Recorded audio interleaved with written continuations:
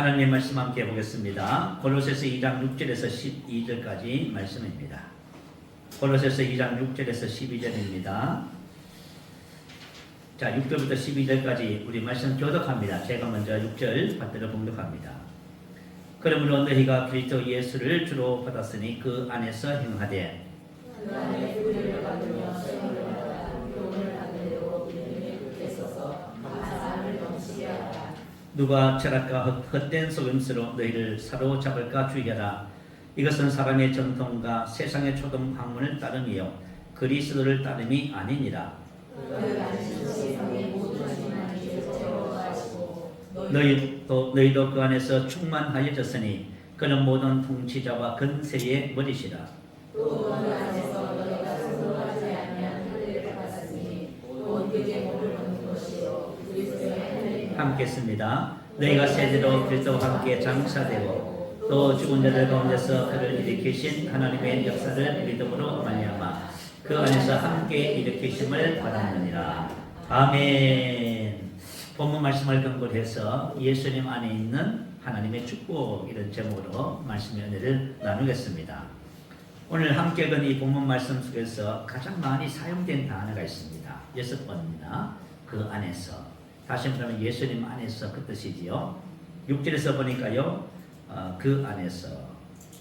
7절에도 그 안에서. 8절에도 보니까요. 8절은 너무 웃네요. 9절에도 그 안에서. 10절, 11절, 12절. 예수님 안에 우리가 정말이면 그리스도 예수 안에 있다는 말씀이에요. 이 말씀은 우리의 위치와 장소를 또 말해줍니다. 자, 우리가 지난주에 성찬 예배를 드렸잖아요. 성찬을 통해서 예수님께서 이 진리를 말씀해 주신 거예요. 그래서 여러분이 성찬을 대할 적에 이 진리를 생각하셔야 돼요.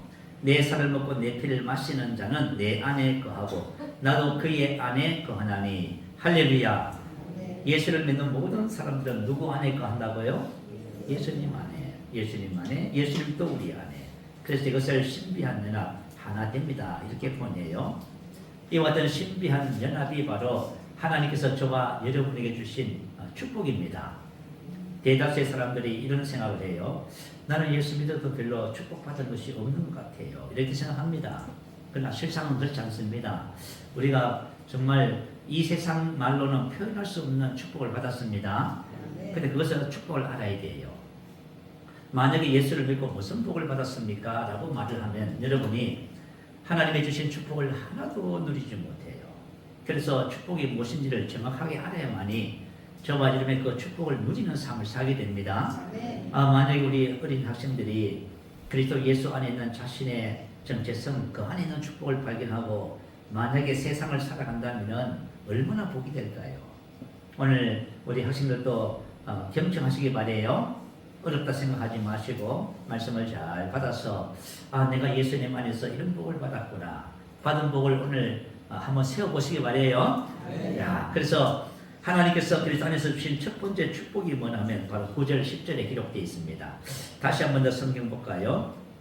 그 안에는 예수님 안에는 신성의 모든 충만이 육체로 거하시고 너희도 예수님 안에서 충만하여졌다. 이게 바로 첫 번째 축복입니다. 신성의 모든 충만이란 무슨 뜻일까요?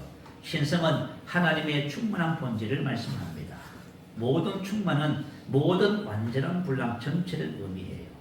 그래서 신성의 모든 충만은 하나님의 본성과 속성 등 하나님께서 속한 모든 것을 말해요. 이 모든 것의 전체를 말합니다. 하나도 빠짐이 없이. 그래서 신성의 모든 충만이에요. 이 신성의 모든 충만이 누구 안에 거했다고 기록하지요? 예수님 안에. 그 안에는 신성의 모든 충만이 육체로 거하시고. 자, 예수님은 이 땅에 우리와 똑같은 육체의 몸을 입고 오셨지요. 그래서 예수님께서 성경에 보면은 피곤하셨습니다. 주께서 길 가시다가 피곤하여 그래서 힘이 필요했어요. 그래서 예수님은 또한 우리와 똑같이 배가 고프셨어요. 랍비여 잡수소서 양식이 필요했습니다. 예수님은 이동하실 때 그 먼 길을 전부 걸어 다니셨습니다. 그리고 바다를 건널 적에는요 배를 타셨지요. 그래서 환경에 제약을 받으셨지요. 그리고 십자가의 고난을 앞두고 제자들에게 중보기도를 부탁했습니다. 예수님도 기도 부탁을 하셨어요. 그러면서 이렇게 자신의 심령을 이렇게 표현했습니다. 내 마음이 매우 심히 고민하여 죽게 되었으니 이렇게 말씀하셨습니다. 자, 예수님께서는 우리와 똑같은 육체를 가지셨지만 무엇을 가지고 오셨다고요? 신성의 모든 충만을 가지고 오신 것입니다. 예수님께서 여러분 이 땅에서 우리 사복음서를 보면 예수님의 삶이 탁월하셨지요. 모든 면에서 탁월하셨어요. 그 탁월함의 비밀이 뭐예요? 그것은 뭐냐 하면 육체 안에 거한 신성의 모든 충만 때문입니다. 하나님께서 주신 신성의 모든 충만이 예수님의 모든 삶을 탁월하게 하셨어요. 오늘 저와 여러분이 그 탁월함의 축복을 함께 배우는 것입니다. 자, 그렇다면 예수님 안에 거한 신성의 모든 충만이 구체적으로 무엇일까요? 세 가지 면에서 우리 살펴보도록 할게요. 첫 번째는 하나님의 생명입니다. 요한복음 5장 26절 올려주시면 같이 읽어볼까요? 자, 시작. 아버지께서 자기 속에 생명이 있음같이 아들에게도 생명을 주어 그 속에 있게 하소서.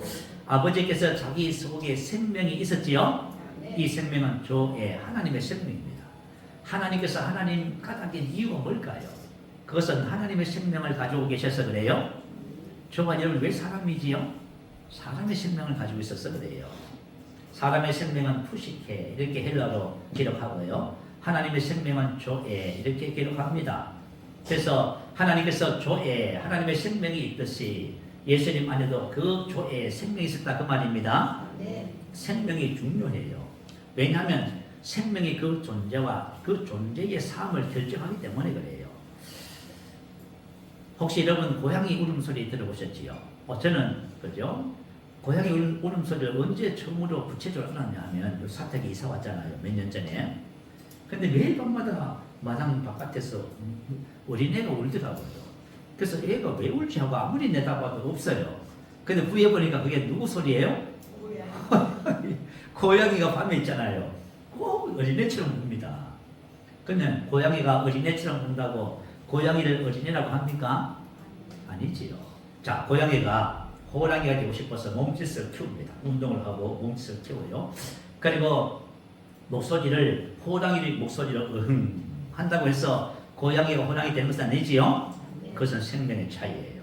그래서 호랑이와 고양이의 차이는 다른 것의 차이가 있는 것이 아니에요. 바로 하나님이 주신 그 생명의 차이입니다. 자, 그러면 예수님 안에 뭐가 있었다고요? 아버지께서 자기 속에 생명이 있음 가치는 뭐냐면 바로 뭐처럼 꼭처럼입니다. 똑같은 것을 말해요. 아들에게도 생명을 주어 조에 하나님의 생명을 주어 그 속에 있게 하셨습니다. 자, 예수님께서는 이 땅에 분명히 육체를 가지고 사람의 아들로 태어났습니다. 자, 그럼에도 불구하고 그 안에 누구의 생명이 있었다고요? 하나님의 생명. 하나님의 생명이 있었으니까 하나님처럼 탁월하셨지요. 참 놀랍습니다. 그래서 저와 여러분 예수 믿고 영생 가졌대 그 정도 선에서 멈춰서는 안 돼요. 도대체 이 생명이 뭔지를 알아야 돼요. 여러분이 생명을 알면 이제 생명의 열매를 맺게 되는 것이에요. 예수님은 그래서 하나님의 생명을 가지고 계셨기 때문에 뭐라고 선언하셨냐면 나는 세상의 빛이다 이렇게 선언하셨어요. 만약에 저와 여러분이 하나님의 생명을 가지고 있다면 뭐라고 선언해야 돼요? 나는 세상의 빛입니다. 나는 우리 집의 빛입니다. 나는 우리 직장의 빛입니다. 나는 우리 교회 공동체의 뭐라고요? 빛입니다. 할렐루야. 자, 빛에는 어둠이 있죠? 없어요. 그죠? 빛에는 영광만 있는 것이지요. 자, 그래서 빛이다 그 말이에요. 요한복음 8장에 보면 현장에서 가늠하다 잡힌 여인이 바리새인 서기관들에 의해서 예수님 앞으로 끌려왔습니다. 그때 예수님께서는 무슨 말씀을 하셨냐면 이렇게 말씀하셨어요. 나도 너를 정죄하지 아니하노니 가서 다시는 죄를 짓지 말라 이렇게 말씀하셨습니다. 다시는 죄를 짓는 것 어둠을 말해요. 불가능해요. 사람이 아무리 그죠 교도소에서 교화를 하고요 해도 안 돼요. 학교에서 아무리 도덕을 가르치고 윤리를 가르치고요 인문학을 대학에서 배워도 그 사람이 어둠에서 못 벗어나요. 그런데 주님은 뭐라고 하셨냐면 이렇게 말씀하셨어요. 나는 세상의 빛이니 나를 따르는 자는 어둠에 다니지 아니하고 생명의 빛을 얻으리라. 할렐루야. 예수님께서 세상에 비친 이유가 뭐예요? 생명의 빛을 소유해서 그래요. 자, 우리가 예수님을 믿으면 무엇을 소유하게 돼요? 생명의 빛을 소유해요. 그래서 이 빛을 소유한 사람은 다시는 어둠에 다니지 않습니다. 생명의 빛. 그래서 하나님의 생명을 빛이라고 성경은 표현했어요. 자, 그러면은 하나님의 생명을 가진 사람은 다시는 어둠에 다니지 아니하고 빛의 열매를 맺게 되어집니다. 그게 바로 성령의 9가지 열매예요. 사랑의 열매, 기쁨의 열매, 화평의 열매, 오래 참음의 열매, 자비의 열매, 선한 열매, 믿음의 열매, 온유의 열매, 절제의 열매. 자, 그리고 성경에서 말하는 열매라는 것에 주의하셔야 돼요. 자, 열매는 뭐지요? 사과나무는 당연히 무슨 열매를 맺어요? 사과 열매를 맺습니다. 노력해서 맺어져요? 아니지요. 내가 뭔가 생명을 가졌으면 생명의 열매는 당연한 결과예요. 그러니까 저와 여러분이 신앙생활 많이 고군분투하잖아요. 그러면 여러분이 뭘 가지고 있는지를 몰라서 그래요. 내가 만약에 하나님의 생명을 가지고 있으면 당연히 뭐가 맺혀야 돼요? 사랑의 열매가 맺혀야 되는 거예요. 기쁨의 열매가. 이 기쁨은요, 환경과 외부 조건과 아무 상관이 없어요. 여러분이 기쁨을 놓쳤다는 것은 뭐예요? 생명 안에서 살지 않는 거예요. 그래서 하나님께서 주신 생명을 따라 사는 사람은 항상 기뻐하게 되어 있습니다. 범사에 감사하게 되고요. 그래서 열매라는 말씀에 주의하셔야 돼요. 열매는 노력해서 고군분투해서 애를 써서 맺히는 것이 아닙니다. 그냥 열매는 자연스러운 결과입니다. 이걸 생명의 결과가 생명이 바로 열매를 가져오는 것이에요. 예수님의 삶의 탐험은 세상의 빛 대신이죠. 하나님의 생명을 가지기 때문에 그렇습니다. 그래서 예수님은 자신이 무엇을 소유했는지를 아셨어요. 그래서 그 생명을 인식하셨고 생명으로 사시면서 세상의 빛으로 사셨습니다. 자, 두 번째, 예수님께서 가지신 신성의 모든 충만이 뭘까요? 두 번째는 하나님의 권세였습니다. 요한복음 5장 17절에 보면 또 인자됨으로 말미암아 심판하는 권세를 주셨으니, 권세는 엑소시아, 통치권, 명령권을 말해요. 예수님이 이 땅에 오셔서 명령하셨죠, 그죠? 더러운 귀신을 향해서, 그죠? 심판하는 권세, 이 땅에서 예수님의 사역이 바로 그런 모습이었습니다. 사단과 귀신의 활동을 파괴하고 또 사단과 귀신의 지배에서 고통당하는 사람들을 자유케 하는 권세를 가지고 그것을 사용하셨지요. 그래서 누가복음 11장 14절에 보면 예수께서 한 말 못하라고 하는 귀신을 쫓아내시니 귀신이 나가매 말 못하는 사람이 말하는지라. 이에 예수께서 꾸짖으시니 귀신이 나가고 간질하는 아이가 그때부터 나옵니다. 예수님은 명령하셔 꾸짖으셨다고 말이에요. 예수님의 이 권세는 바로 사단을 심판하는 권세였어요. 이 권세를 가지고요, 예수님은 사람들을 회복시키고 온전케 하는 그런 일을 하셨습니다. 그래서 요한복음 12장 31절에 보면 이제 이 세상에 대한 심판이 이르렀으니 이 세상 임금인 사탄이 쫓겨나니라. 쫓아내다 안에서 바깥으로. 그래서 예수님은 가는 곳곳마다 더러운 귀신을 쫓아내고 사람들의 연약함과 질병을 고치셨지요. 바로 이 권세를 가지시고 그 권세를 사용하신 거예요. 그래서 예수님은 누구 권세로 이것을 사용했지요? 하나님께서 주신 권세로. 자, 나사로가 죽은 지 나흘이 됐답니다. 무덤 앞에 가신 예수님께서 뭐라고 명령하셨어요? 죽은 나사로를 하면서 나사로야 나오라 이렇게 명령하셨습니다. 자, 놀랍지요? 이게 바로 하나님의 권세를 가지고 있어서 그러신 거예요. 배를 타고 가셨는데 풍랑이 일어서 전부 다 물에 빠지게 됐습니다. 예수님께서 잠에서 깨어나셔서 하신 말씀이지요. 명령하셨죠, 그죠? 바다를 향해서 고요하라, 그리고 잠잠하라 이렇게 명령하셨어요. 그럼 명령했더니 어떻게 됐어요? 그 명령이 실행됐어요. 다시 말하면 예수님은 하나님의 권세를 가지고 계셨어요. 그 권세를 사용했고 그 권세가 실행되는 것을 우리가 성경을 통해서 우리가 목격하게 되어져요. 그리고 예수님은 세 번째 무엇을 가지셨냐면 하나님의 능력을 가지고 오신 것입니다. 자, 마가복음 5장 25절에 보면 혈루증 여인에 대한 이야기가 나와요. 이 여인은 12년 동안 피를 흘리는 병을 갖고 있었답니다. 지금 같아서는 정말 간단한 수술로 해결할 수 있는 문제예요. 그러나 2000년 전만 해도 그 병은 하혈하는 병은 불치병이었습니다. 그래서 12년 동안 많은 의원에게 많은 괴로움을 받았대요. 이때 것도 다 hợp의했고요. 병은 더 깊어졌고 어떻게 보면 절망적인 상황이죠. 그런데 누구의 소문을 들었어요? 예수님의 소문을 들었어요. 사람들이 세상을 살면서 소문을 잘 들으면 합니다. 그죠? 예수님에 대한 소문을 들으면 저가 여러분 오늘 제가 지금 예수님에 대한 소문을 지금 말하고 있는 거예요? 여러분 길을 열고 예수님에 대한 소문을 좀 들으세요. 여러분이 예수님에 대한 소문을 안 들으니까 문제가 해결이 안 되는 거예요, 여러분. 자, 이 여인이 예수님에 대한 소문을 들었어요. 소문을 듣고 나서 그 여인이 뭐라고 고백했어요? 내가 예수님의 옷자락에 손만 대어도 이 병이 낫겠다. 뭐라고 생각했다고요? 하셨다고요? 내가 예수님의 옷자락에만 손을 대어도 낫겠다. 그랬단 말입니다. 그래서 이 혈류병 여인은 당시의 혈류병 여인들은요 사람들에게 섞일 수가 없어요. 그 병은 부정케 하는 병이기 때문에 절대로 다른 사람에게 접촉하거나 할 수가 없어요. 그래서 비밀리에 행동을 하는 거예요. 그래서 많은 사람들이 운집하고 그러는 중에 예수님 앞으로 한 발 한 발 다가갔어요. 그리고 마침내 주님 곁에 가서 옷자락을 만졌지요. 옷자락을 만졌더니 어떤 일이 벌어졌어요?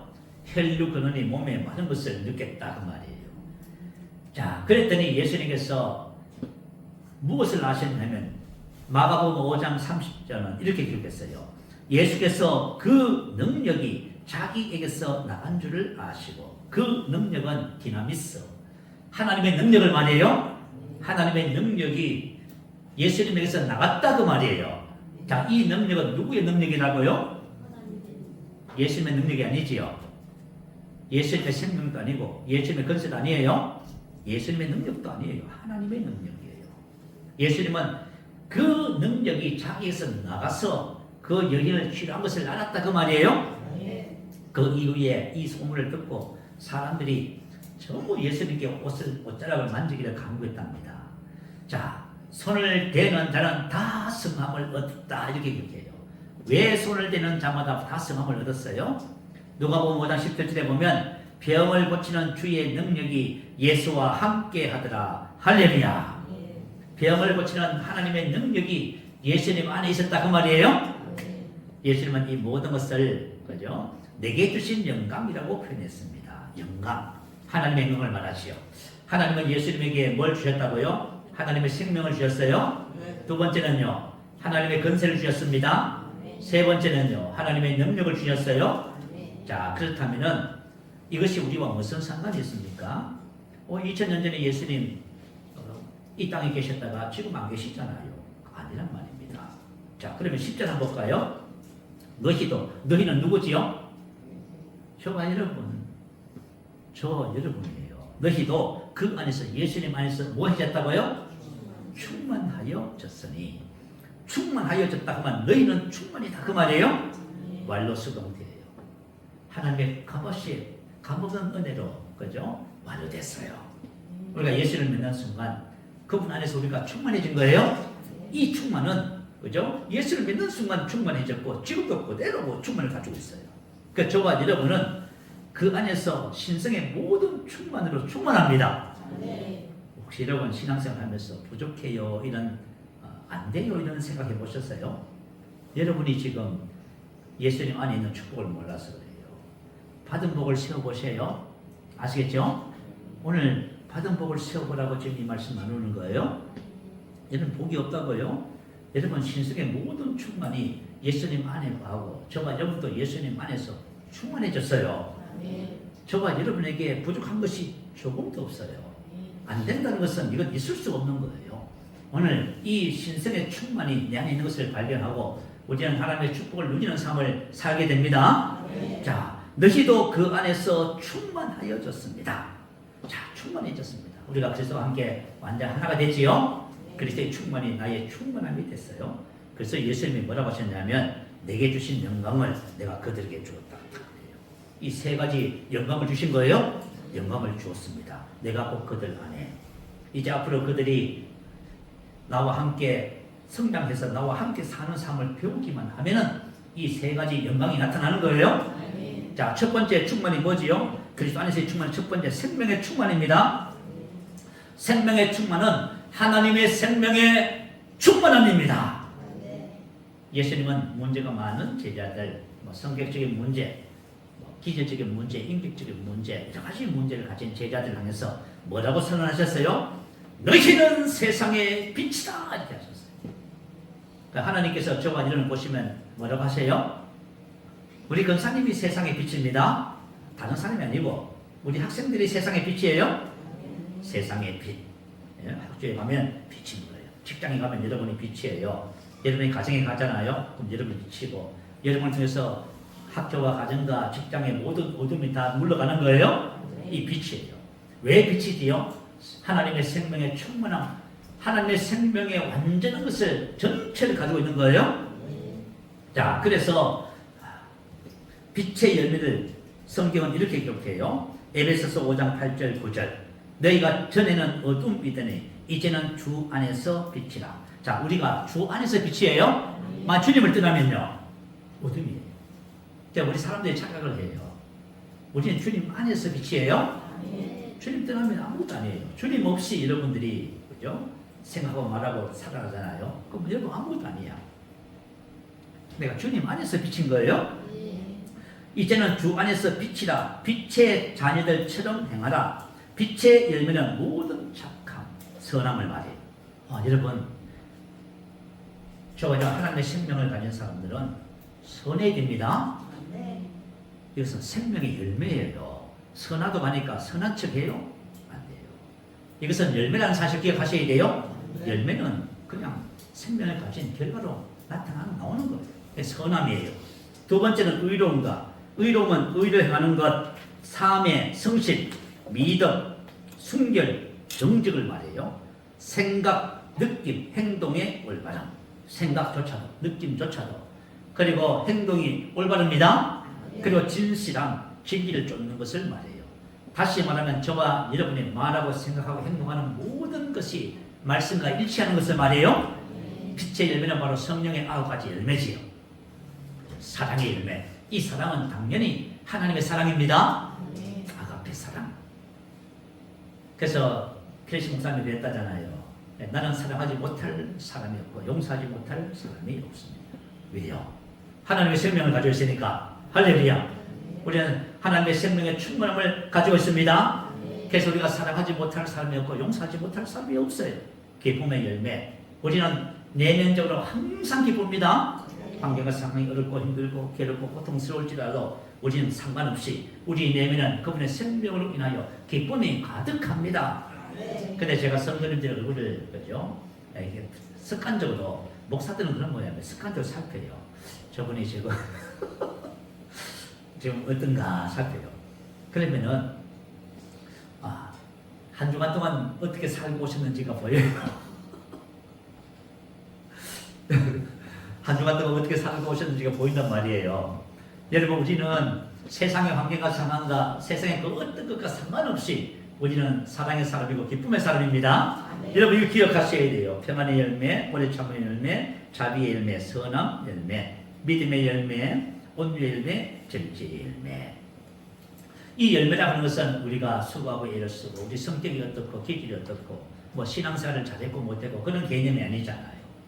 열매라고 하는 것은 생명의 당연한 결과입니다.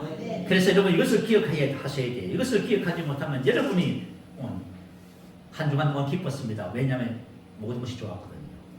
그 다음 주에는요. 한 주간 동안 너무 괴로웠어요. 왜요? 너무 힘들었습니다. 이렇게 나오는 거예요. 그래서 예수 믿는 사람들은 뭐가 많다고? 기복이 많다고요?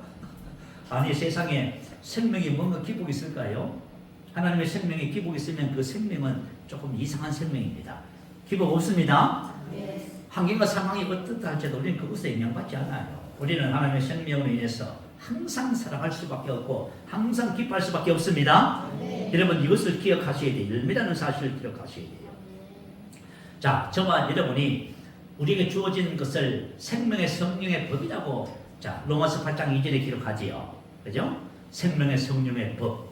그리고 우리 안에 뭐냐면 생명께서 성령께서 우리 안에 생명을 공급해 주셨는데 그 생명의 성령의 법이 우리를 지배해서 우리 안에 항상 동일하게 열매를 맺게 하시는 거예요.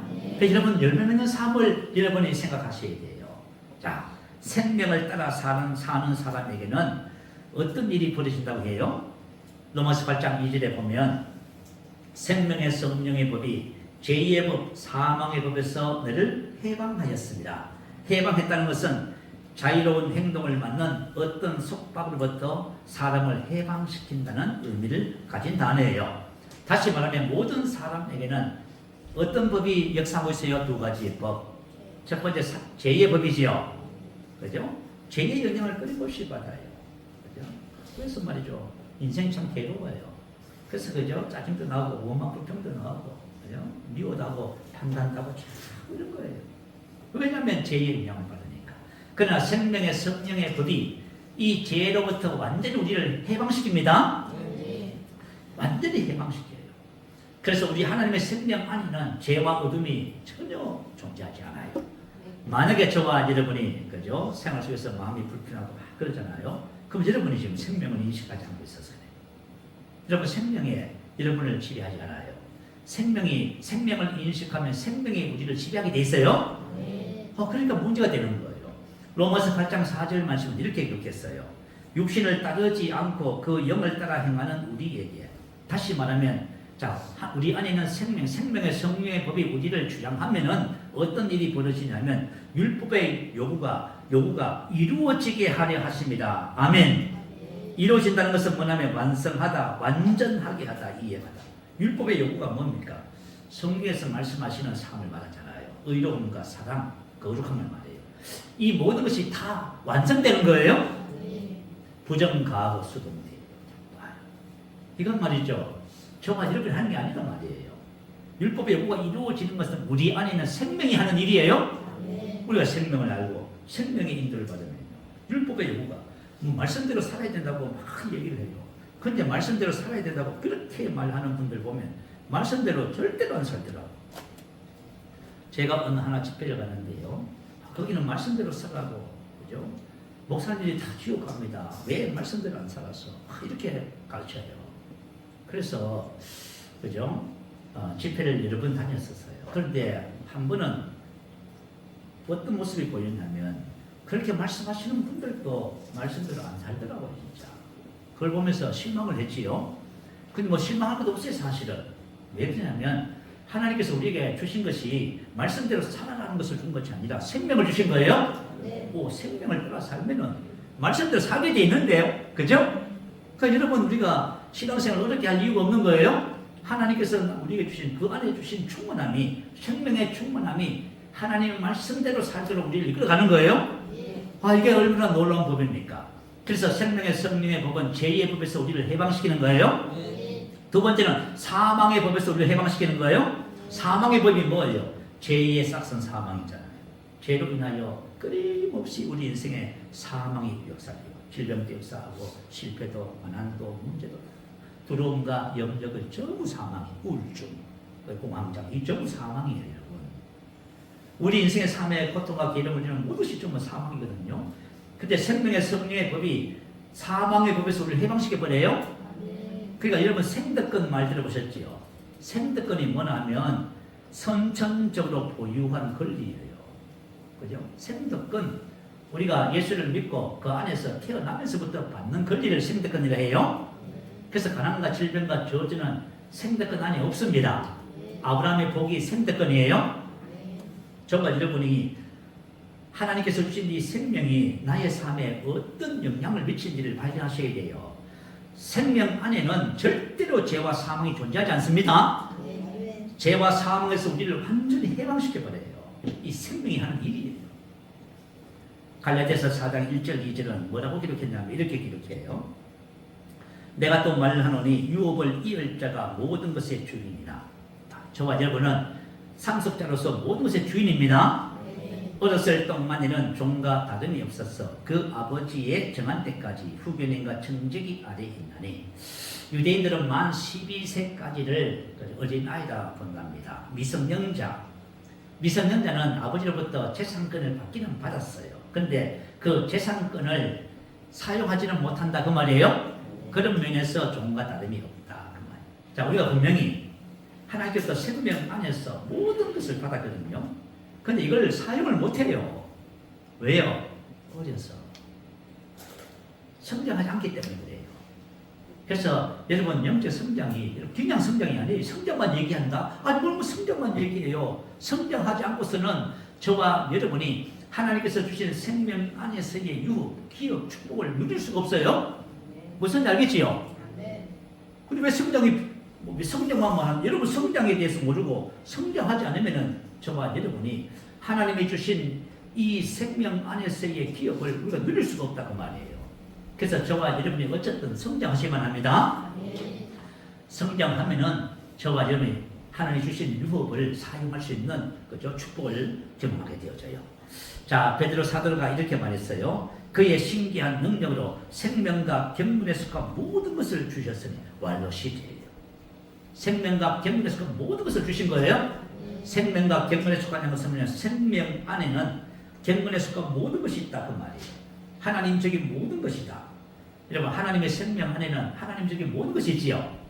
거기는 어둠과 그죠? 사망이 절대 있을 수 없어요. 그 안에는 생명 안에 빛만 존재합니다. 빛만 있어요. 자, 저와 여러분의 생명과 경륜에 속한 모든 것을 가지고 있습니다. 그래서 생명 안에 있는 지혜, 의로움, 거룩함, 구원 이 모든 것을 지금 이미 예수를 믿는 순간 우리가 주어졌고 이것이 지금 저와 여러분 안에 다 있습니다. 없다고요? 신성의 생명의 충만함이 있어요. 자, 우리는 충분함이 있습니다. 저와 여러분 혹시 하나님께서 이렇게 계속 말씀함에도 불구하고 느껴지지 않는다고 보이지 않는다고 여러분이 없다고 해버리면 이제 평생 이제 없는 채로 살아가는 거예요. 하나님께서 주셨다고 하면 주신 거예요. 이건 영적인 영역이기 때문에 그 대신 보이지도 않고 들리지도 않고 손에 잡히지도 않고 느껴지지 않아요 도대체가. 그런데 이것을 하나님의 성령을 통해서 알게 되면은 그때부터 누리기 시작하는 거예요. 참 놀랍지요. 그래서 혹시 여러분이 나는 안 돼, 할 수가 없어 이렇게 나가시면 이제 답이 안 나오는 거예요. 자, 두 번째는 어떤 충만이 우리 안에 가냐면 하나님의 건세의 충만입니다. 하나님의 건세는 바로 예수 이름의 건세예요. 마가복음 16장 17절에 보면 믿는 자들에게는 이런 표적이 따르리니 곧 그들이 내 이름으로 귀신을 쫓아내며. 자, 예수님께서 70일의 전도단을 파송을 해요. 각동각처로 보냈어요. 예수님께서 무엇을 주셨냐 하면은 그들에게 예수 이름의 건세를 딱 줬어요. 그러니까 예수 이름의 건세를 사용해라. 그러면 귀신들이 너에게 항복하고 모든 질병과 연약함을 치료할 것이다 했어요. 그래서 70일의 전도단들이 각동각처로 나가서 예수 이름을 진짜 사용해버렸어요. 그랬더니 그죠? 귀신들이 우리에게 항복하되이다. 그들이 돌아와서 막 은혜 나눔을 했어요. 셀 모임을 했다 그 말이에요. 혹시 저와 여러분이 셀 모임을 하잖아요. 그러면 셀 모임에 있어서 가장 복된 셀 모임은 뭐지요? 하나님의 말씀을 사용해서 결과를 열매를 가져오는 거예요. 그러면 환상적인 셀이에요. 그냥 전부 다 은혜만 받았습니다 하면 그건 그죠? 그냥 셀이에요. 은혜 받았으면 깨달았습니다. 생각은 생각에서 그치는 거예요. 하나님의 말씀이 그죠? 우리 속에 들어와서 이것이 우리의 삶이 될 때 실제가 나오는 거예요. 여기까지 가지 않고 그냥 은혜만 나누고 계시면은 그게 끝나는 거예요. 더 이상 진보는 없어요. 거기서 끝이에요. 자, 그래서 하나님은 우리에게 건세에 충분함을 주신 거예요. 자, 그랬더니 예수님께서 뭐라고 하셨냐면 하나님 앞에 그죠? 제자들에게 말씀을 하시고 감사기도를 했어요. 자, 이렇게 해요. 내가 너희에게 뱀과 증가를 밟으며 원수의 모든 능력을 제어할 건세를 주었으니 딱 그랬었어요. 말도 시제예요.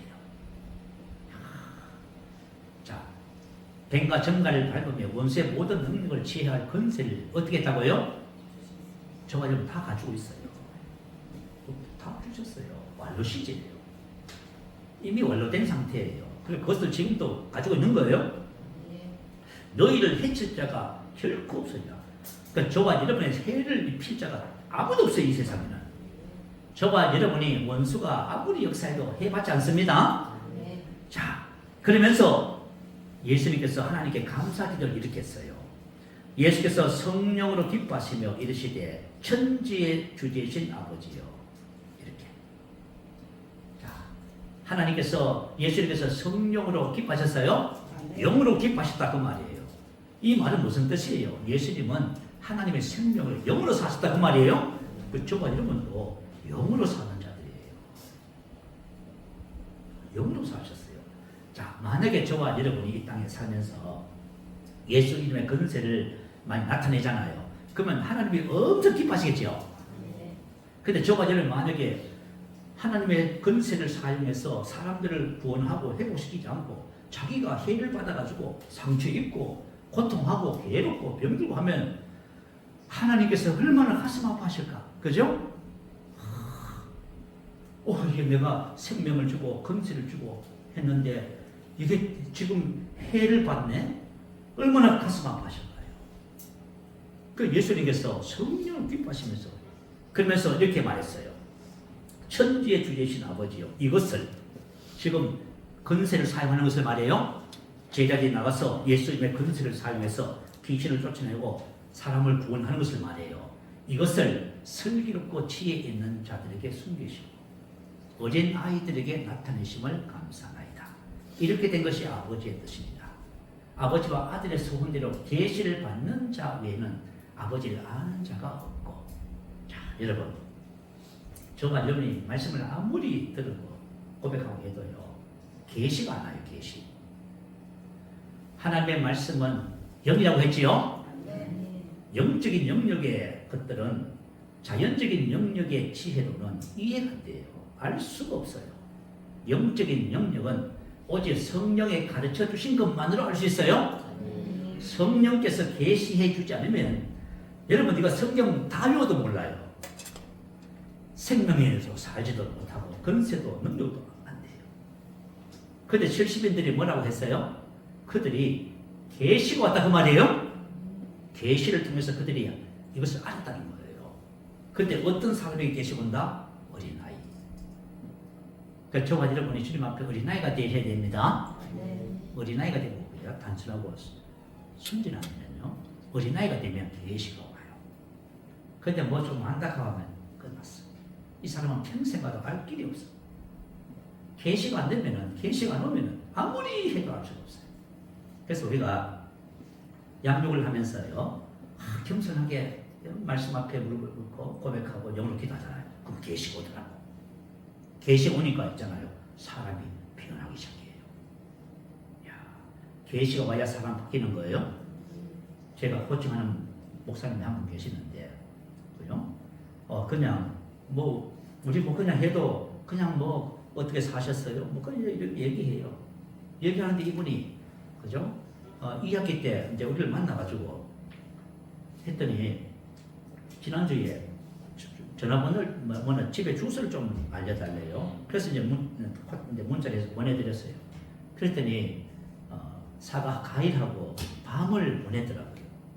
그래서 전화했더니 안 받으셔서 문자를 보냈어요. 받아주셔서 감사하다고 보내더니 이분이 뭐라고 문자를 보냈냐면, 그죠? 한 학기 동안 영적 성장에 도움을 주셔서 감사하다고. 왜 그러냐면은 그분이 마음이 어린아이같이 말씀을 같이 나누더라고. 그러면 뭐가 오는지 아세요? 말씀에 대한 계시가 와요. 참 희한하지요. 계시가 오면 뭐가 돼요? 자기 삶이 바뀌기 시작하는 거예요, 여러분. 근데 말이죠, 아무리 해도 계시가 안 오잖아요. 그 사람은 그대로 있어. 그 대신 뭐만 늘었어요? 지식만 늘었어. 지식만 늘어요? 여러분이 지식만 느는 성도가 되지 않기를 바라요. 혹시 여러분들이 목사님 이 새로운 피조물에 계신 말씀 10년 들었으니까 저 다 아는데요.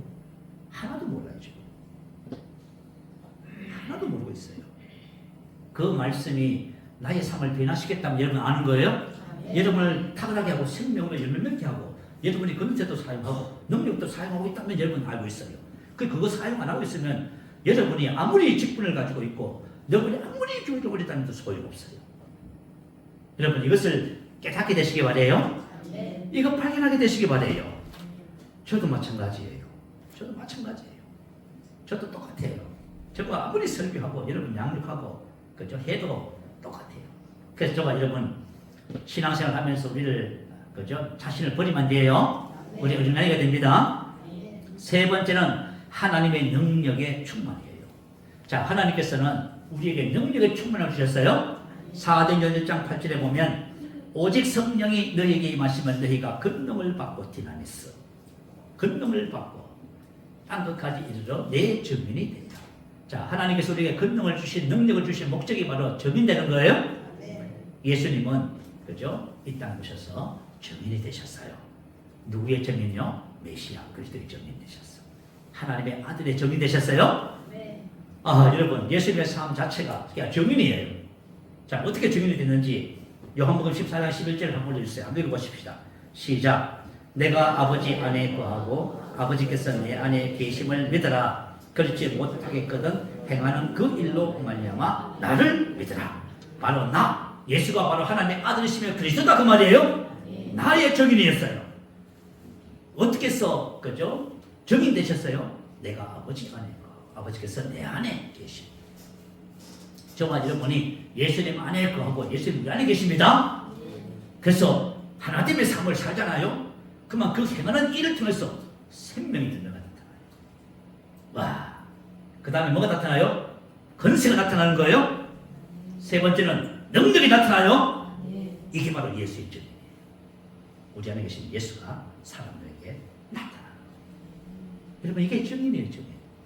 그런데 우리가 그냥 전도해야 된다고 하면 전도 하니까 스트레스만 받아가지고 하지도 않으면서 부담이 돼가지고 막 신앙생활을 보면 하기 싫어져 버렸어. 이 문제가 발생합니다. 그러니까 그죠? 실질적으로 전도라고 하는 것은 뭐냐면 우리 안에 계신 그리스도로 말미암아 생명이 나타나고 능력과 권세가 나타나는 거예요. 이게 실질적인 증인이에요.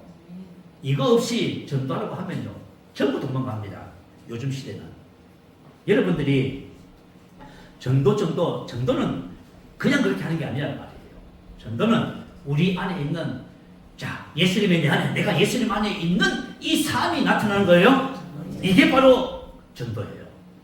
이 세 가지를 통해서 우리는 우리 안에 계신 예수님을 온 땅에 전하게 됩니다. 자, 그래서 우리가 그리스도 안에서 생명을 가지고 있는 것. 이 생명은 모든 사람에게 똑같은 분량의 생명이에요. 하나님의 완전한 생명의 충만입니다. 완전한 권세의 충만, 완전한 능력의 충만입니다. 그래서 우리가 가지고 있어요. 이것을 아는 만큼, 수준만큼 우리가 생명을 나타내고 권세와 능력을 나타내는 거예요. 그래서 여러분 이것을 잘 기억하셔야 돼요. 그래서 저와 여러분이 계시기도가 얼마나 중요한지 몰라요. 계시기도. 여러분 계시기도가 뭔지 알지요? 알게 하시고. 그죠? 부르심의 소망을 알게 하시고 기업의 영광의 풍성함을 알게 하시고 베푸신 능력의 지극히 크심이 어떤 것을 알게 하시고 그래서 여러분이 우리가 그요 주님 앞에 이 계시기도를 하고요 말씀을 고백하고 영으로 기도하잖아요. 그러면 아는 역사가 드디어 나타나기 시작해요. 알기 시작하면 어떻게 돼요? 저와 여러분의 삶이 변하는 거예요. 바뀌는 거예요. 할렐루야. 누구로 바뀌어요? 진짜 하나님의 아들로 바뀌기 시작해요. 자, 이제 두 번째 축복을 보겠습니다. 본문 11절 12절이 두 번째 축복이에요. 그 안에서 예수님 안에서 너희가 손으로 하지 아니한 할례를 받았으니. 자, 뭐 할례가 뭐지요? 할례는 포피를 잘라내는 것을 말이에요. 날카로운 것을 탁 띄어내는 것을 말이에요. 할례를 우리 받았으니 부정과거 수동태예요. 이미 우리는 예수를 믿을 때 할례를 받은 거예요. 육의 몸을 벗는 것이요 그리스도의 할례입니다. 육의 몸을 벗는 거예요. 자, 무슨 할례를 받았어요? 우리 옛사람에 속한 모든 것을 잘라냈어요. 다시 말하면 이런 거예요. 과거의 모든 것으로부터 해방입니다. 우리는 과거의 모든 것으로부터 벗었습니다. 여러분 혹시 여러분 과거 때문에 고민하고 계세요? 여러분 이미 과거의 모든 것으로부터 지금 벗어났는데요. 그거 왜 고민하고 계시지요? 성격적인 문제, 병 걸리는 체질로 태어났어요. 이거 다 끝났는데 저는 타고난 성격과 기질이 그랬어요. 뭐랄까요? 성경에서는 그 모든 것이 전부 다 손으로 받지 아니한 할례를 받았어요. 육의 몸을 벗는 것이죠. 그리스도의 할례를 받았습니다. 옛사람과 옛사람에 속한 모든 것에서부터 우리는 벗어났어요. 송기철 장로님이라는 분이 지금 유튜브에서 말씀 사역하면서 참 은혜로워요. 이 말씀을 전하고 계시는데 이분은 옛것을, 옛성품이라든가 옛날의 모든 질병과 실패, 가난 이 모든 것을 거짓자라고 표현해요. 거짓자. 다시 말하면 이제 내가 아니다 그 말이에요. 혹시 여러분이 지금 문제가 있는 것이 여러분이라 생각하는 이상 못 벗어나요. 그것을 여러분 그죠? 예수님과 함께 십자가에 못 박혀 죽었어요. 분리시키세요. 여러분이 아니라고 말하기 바래요. 나는 그리스도 안에 있는 이게 진짜 나라고 말하셔야 돼요. 가난과 질병과 율법의 저주는 내가 아니야. 나는 아브라함의 복이야. 난 생대권으로 가진 거예요. 여러분 하나님께서 우리에게 주신 것은 뭐냐면 그냥 뭐 좀 더 나은 삶 그게 아니에요. 과거를 완전히 재해놓고 새롭게 만드신 거예요. 여러분 새롭게 된 것이 바로 저 말이에요. 그래서 우리는 과거로부터 절대 영향받지 않습니다. 자, 그 다음에 뭐라고 했어요? 세례라고 했지요. 한번 보십시다. 너희가 세례로, 자, 우리 세례 받았어요. 세례 안 받으신 분. 그냥 세례를 받긴 받았는데 세례가 뭐냐면 그리스도와 함께 장사되는 거예요. 자, 그리스도와 함께 뭐가 된다?